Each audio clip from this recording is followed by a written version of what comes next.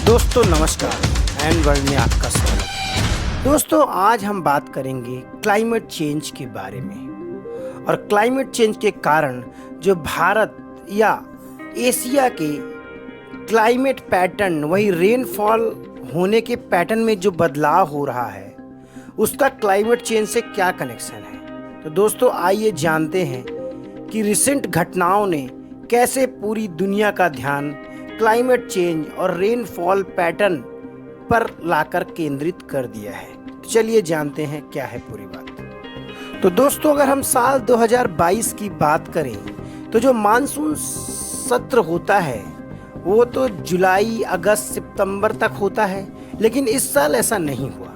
इस साल मौसम में काफ़ी परिवर्तन देखने को मिला। वहीं जून, जुलाई में और अगस्त में बारिश ना हो करके साल में सबसे ज़्यादा बारिश सितंबर में हुई। वहीं इसी सितंबर में हमने देखा कि भारत के कई शहरों में अचानक बहुत ही बड़ी बाढ़ आ गई, जैसे कि बेंगलुरु, अंबाला, दिल्ली, राजस्थान, गुजरात, ऐसे कई प्रदेशों में सितंबर के महीने में भारी बारिश के चलते बाढ़ जैसी आपदा का सामना भारत ने किया। वहीं जब हम बात करते हैं एशिया की तो हमारे पड़ोसी देश पाकिस्तान में तो सितंबर में हाहाकार सा मच गया। बाढ़ ने समूचे एशिया के रेनफॉल पैटर्न पर ही सीधा असर डाला है और इस पूरे पैटर्न को ही चेंज कर दिया है। वहीं अगर हम भारत में बेंगलुरु शहर की बात करें तो इस साल अगस्त के आखिरी हफ्तों में बेंगलुरु में करीब 370 मिलीमीटर बारिश हुई, जो कि अगस्त 1998 में 387.1 मिलीमीटर बारिश में अब तक के रिकॉर्ड से थोड़ी कम ही थी। शहर के कुछ इलाकों में तो 1 से 5 सितंबर यानी पहले सप्ताह के दौरान सामान्य से 150% ज़्यादा बारिश हुई। वहीं इनमें से कई शहर जैसे महादेवपुरा, भूमल्लपुरी, केआरपुरम में तो सामान्य से करीब 300% से ज़्यादा बारिश दर्ज की गई। इसके हिसाब से अगर देखें तो 1900 के बाद 2011 और 20 के मध्य में औसत से बहुत ज़्यादा बारिश हुई है। वहीं राजधानी दिल्ली में भी मानसून जाते जाते कुछ ऐसा असर कर गया कि 23, 24 और 25 सितंबर में तो पूरे दिन मूसलाधार बारिश होती रही और यह सामान्य से करीब 9 गुना अधिक बारिश दिल्ली में रिकॉर्ड की गई। वहीं शहर अंबाला में पिछले 77 सालों का रिकॉर्ड इस सितंबर में ही टूटा।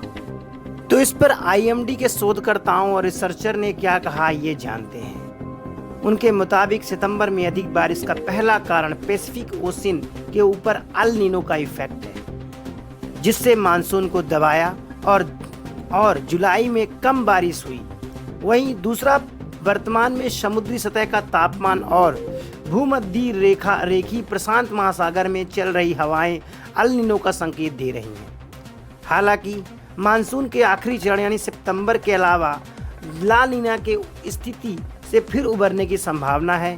वही बंगाल की खाड़ी में बना हुआ कम दबाव भी इसका मुख्य कारण हो सकता है, जिससे मानसून के आखिरी वक्त यानी सितंबर में एशिया में भारी बारिश हुई।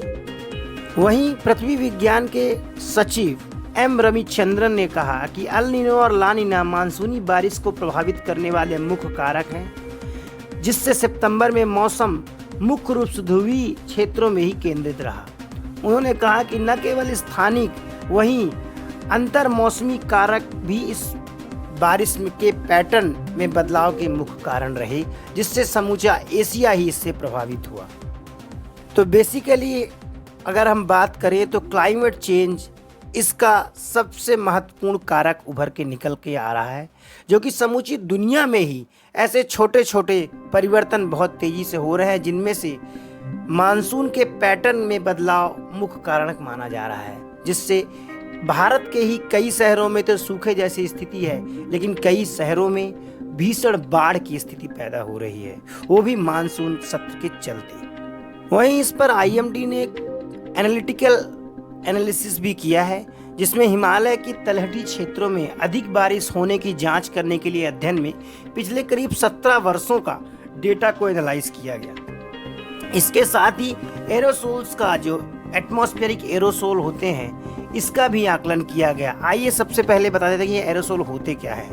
एरोसोल सूक्ष्म ठोस कणों अथवा तरल बूंदों में हवा या किसी अन्य गैसों में समाहित होने वाले जो कण होते हैं उनको एरोसोल कहा जाता है, जो कि हमारे एटमॉस्फेयर में मौजूद होते हैं और यह भी वायुमंडल का निर्माण करने में प्रमुख भूमिका निभाते हैं। तो इस मानसून बदलाव का सीधा असर हमारे कृषि क्षेत्र में भी पड़ेगा, जिससे उत्पादन में भी कमी आ सकती है। वही जो फसलें हैं उनका लेट हो जाना भी इसी का ही मुख्य कारण माना जाता है। तो वहीं पूरी दुनिया की वैज्ञानिकों के अनुसार अगर माने तो 1950 के दशक के बाद स्पेशली एशिया और दक्षिण एशिया में मानसून के पैटर्न में भारी बदलाव आया है, जिसमें सबसे महत्वपूर्ण बदलाव यह है कि अब मानसून के मौसम में एक लंबे शुष्क समय के बाद अचानक ही भारी बारिश का दौर देखा गया है। गौर करने वाली बात यहाँ पर यह है कि तापमान में 1 डिग्री की वृद्धि से बारिश की मात्रा 7% तक बढ़ जाती है। यह एक मेन आकलन निकल के आया है, जिससे मानसून के दिनों में यह 10% तक जाती है। यही वजह है कि दक्षिणी एशिया में मानसून के जाते वक्त अधिक से अधिक बारिश हो रही है। तो दोस्तों, ये थी पूरी बात जिसमें हमने आपको बताया कि IMD के रिसर्चर्स ने कैसे एक एनालिटिक्स के जरिए बताया कि मानसून जाते वक्त क्यों भारी बारिश हो रही है, इसके क्या है मुख्य बिंदु, और सबसे बड़ा इसका कारक तो क्लाइमेट चेंज है ही। तो दोस्तों, अब हमें इजाज़त दीजिए। नमस्कार।